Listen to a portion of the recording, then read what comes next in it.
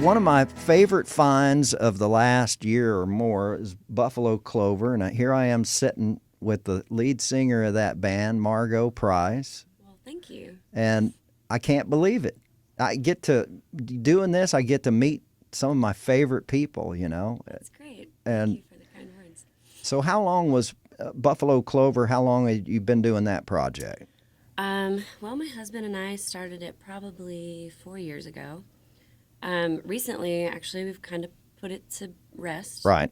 But it was a good, strong run, and, you know, it was my rock and roll days, and I don't regret any of it. And so next up, it's your solo Yes, I'm going project. solo. It started out, Derek Hoke named it for me, kind of on the fly, as Margo and the Price Tags, kind of a little joke. I like that. Thank you. I do like it. Yeah, I've been kind of going back and forth with, you know, now going solo if I'm just going to go by Margo Price. So it's been kind of a transition. Right. And trying to figure out how to rebrand.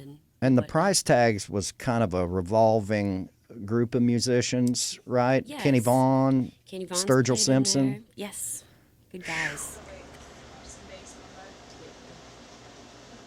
Are we rolling? You ready? Let's do it.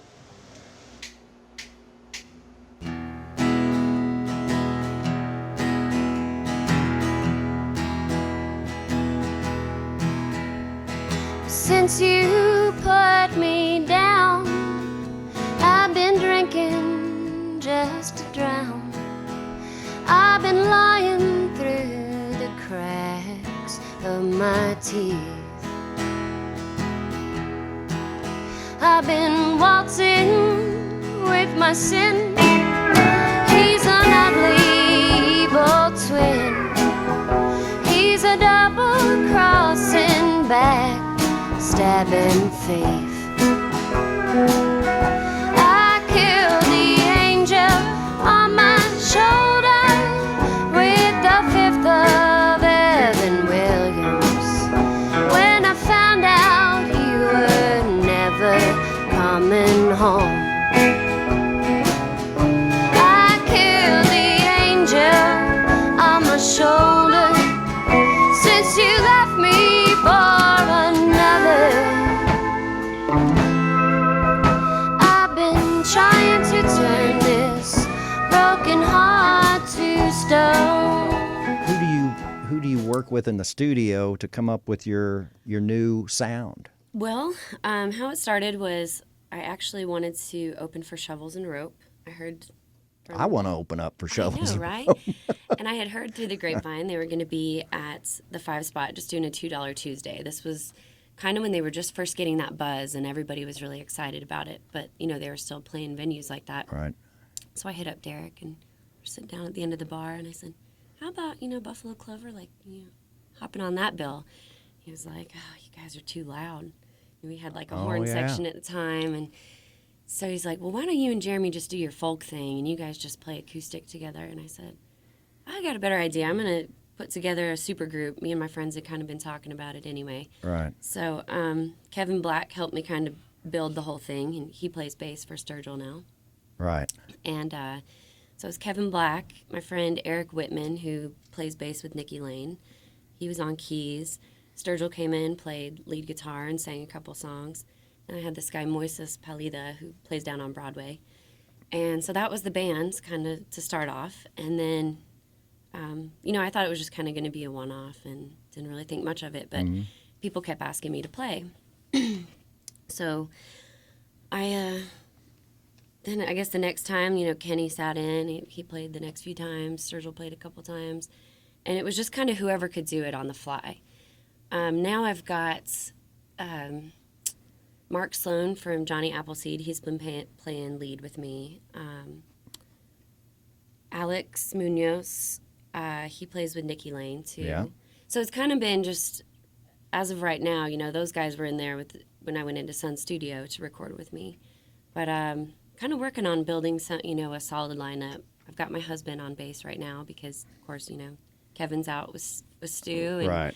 they're real busy. So it's just kind of been, you know, Nashville cats. No, darling, I won't speak your name. I hope that you will do the same.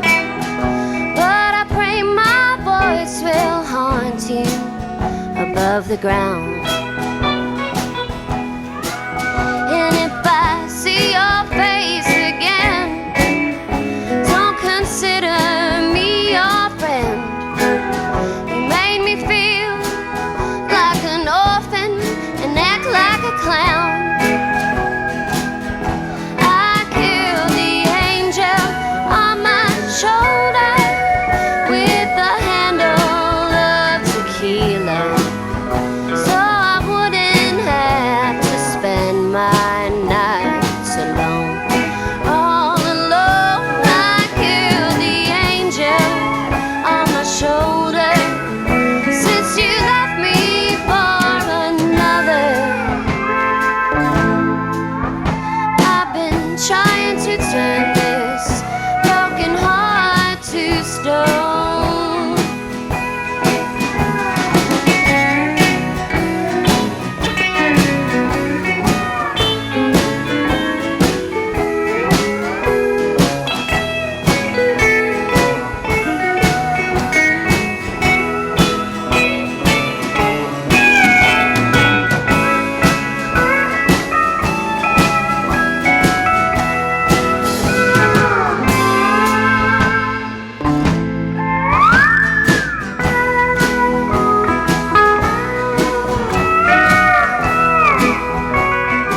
Did you grow up on a farm?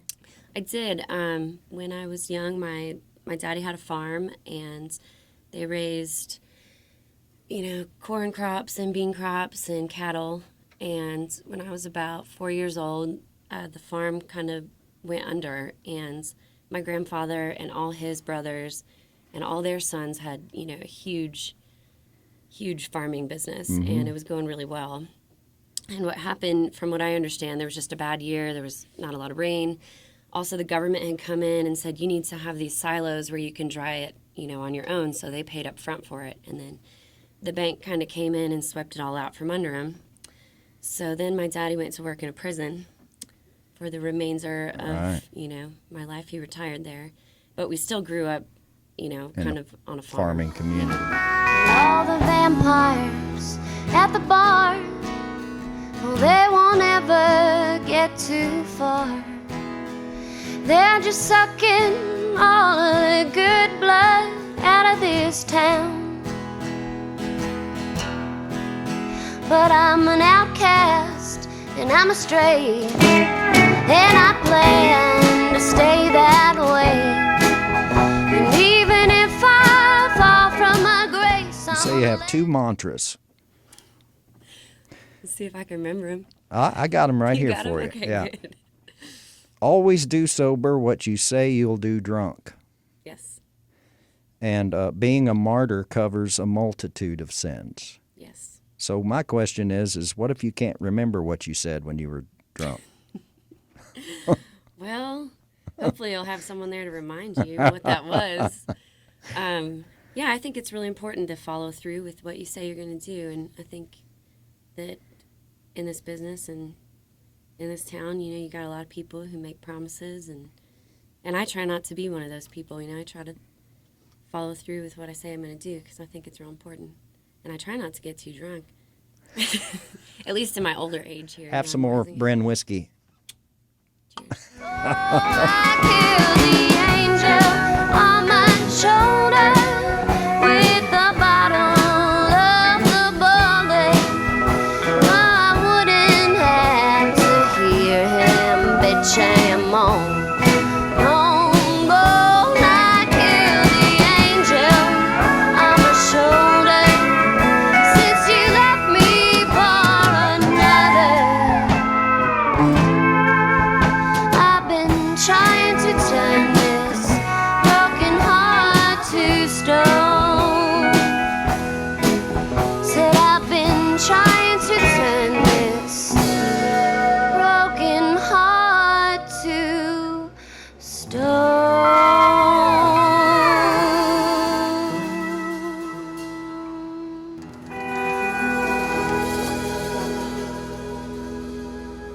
MargoPrice.com. Yes. You're on the Facebooks and the Twitters. Yep. And how about, is your record done?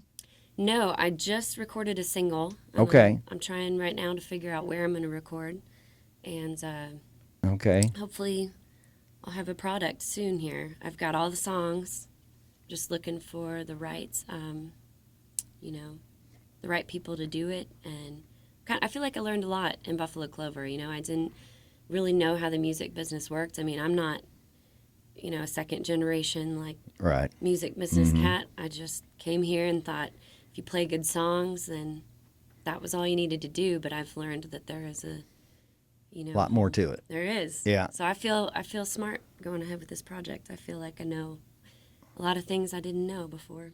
Well, by the time people see this interview, they'll be looking for your music out there on the interwebs. Yes.